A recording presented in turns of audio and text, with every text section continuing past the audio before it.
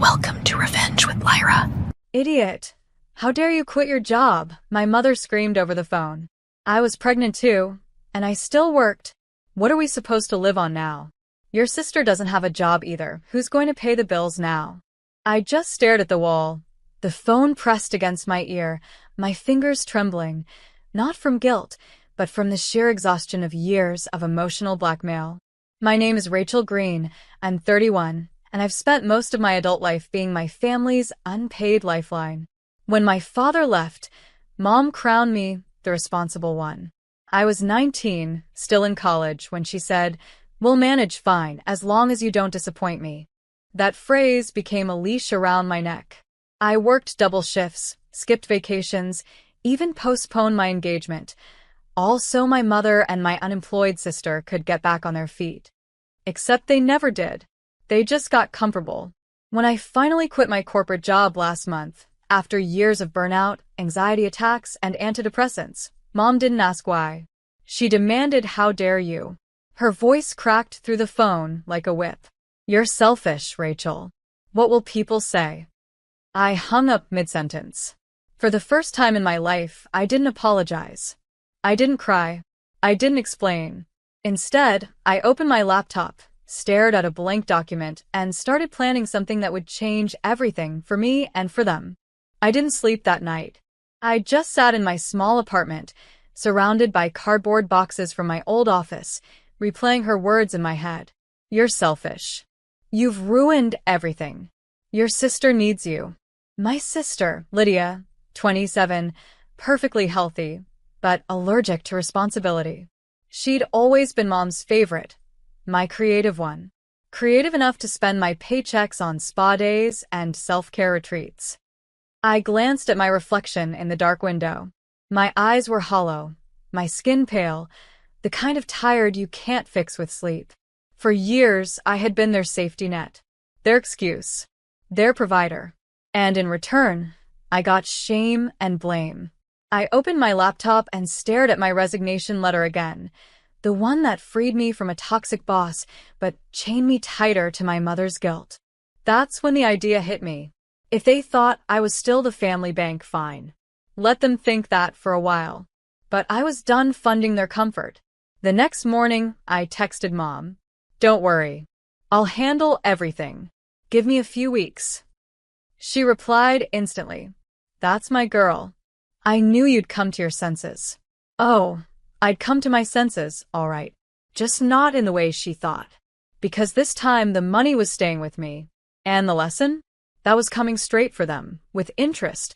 The first part of my plan was simple: disappear without vanishing. I stopped sending them money, but didn't tell them outright.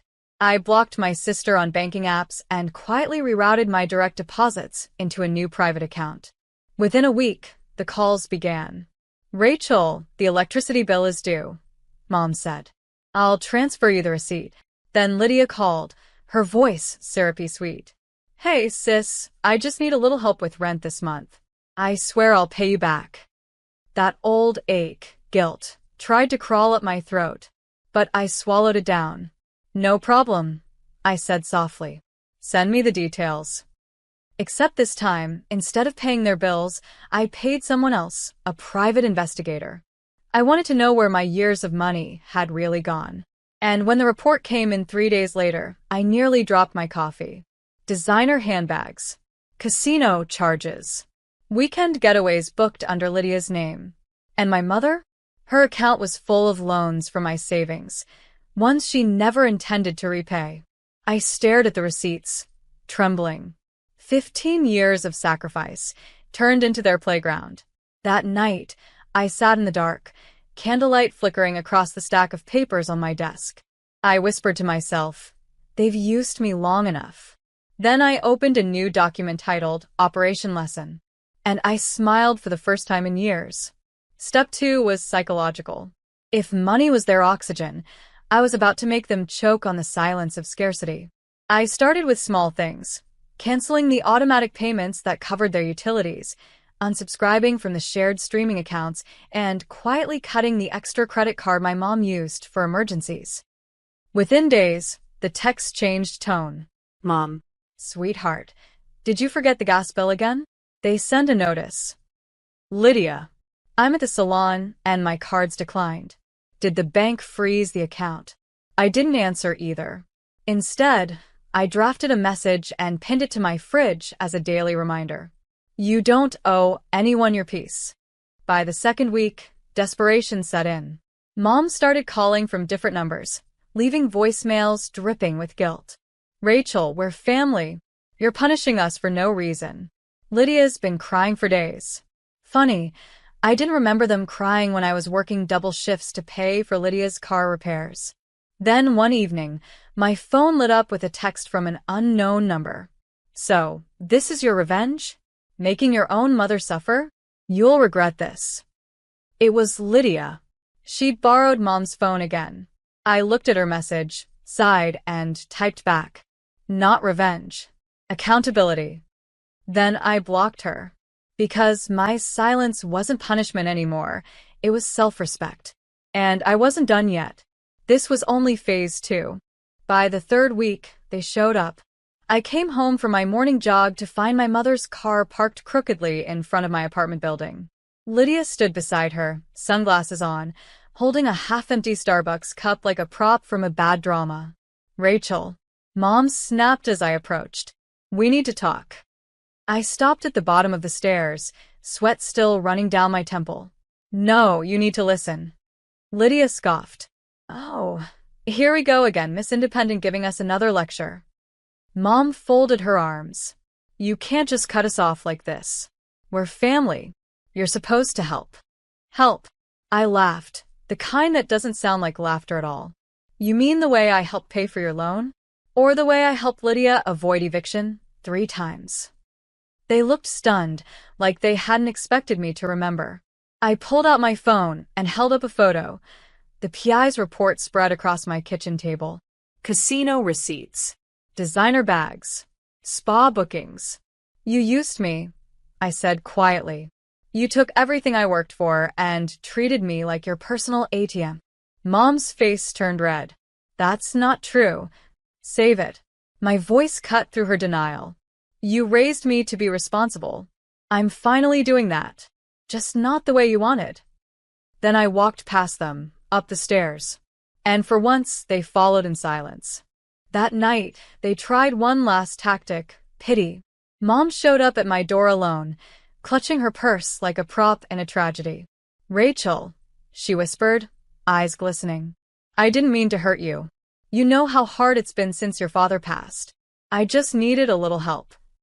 I stood in the doorway, my hand resting on the frame. You didn't ask for help, Mom. You demanded it. And when I couldn't give more, you shamed me. Her lips trembled. I'm your mother. I only wanted what's best for you. No, I said softly. You wanted what's best for you from me. She looked up sharply, her expression hardening, the tears vanishing like mist under sunlight. You think you're so much better now, don't you? Just because you've got a job and a fancy apartment. And there it was, the real her. The guilt, the manipulation, the control. I stepped aside and gestured toward the elevator. Mom, I love you, but I love my peace more. Please go. For a second, she just stood there, stunned.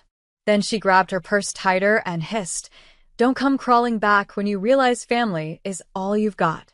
The door clicked shut behind her. And in that click, that small, sharp sound, something inside me broke free. It wasn't anger. It was relief. Pure, unshakable relief. 2 months passed. The silence that once felt eerie now felt sacred, like a house after a storm, still standing but finally quiet. I'd expected to feel guilt, maybe even loneliness, but what I felt was clarity. Without the constant calls and emotional blackmail, my mind had space again. I started painting, something I hadn't done since college. I spent weekends hiking instead of wiring money. I even joined a local support group for adult children of narcissistic parents. That's where I met others like me, people who had carried entire families on their backs until their spines nearly snapped. Hearing their stories didn't make me bitter.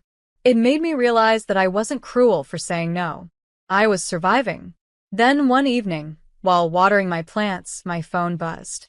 A message from an unknown number. Mom had a fall. She's in the hospital. She's asking for you.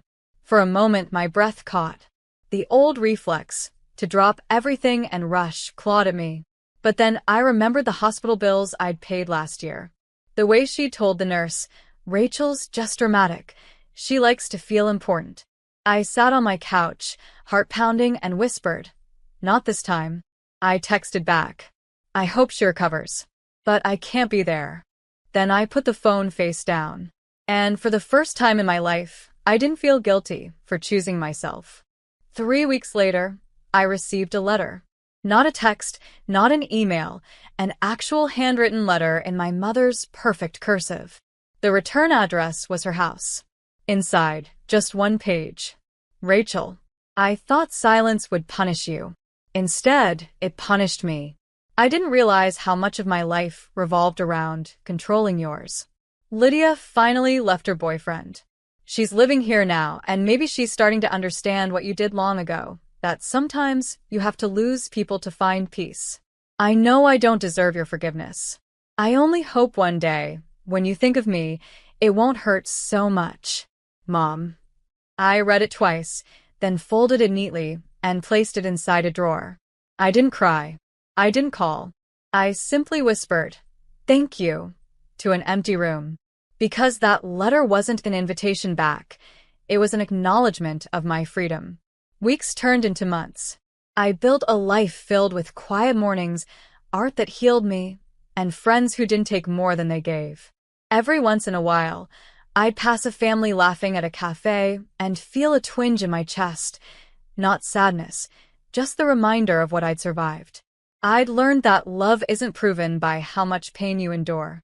It's proven by how much peace you protect. And for the first time, my peace was mine, entirely, irrevocably mine. Bởi vì được tất cả mình và năm 9 con nữa.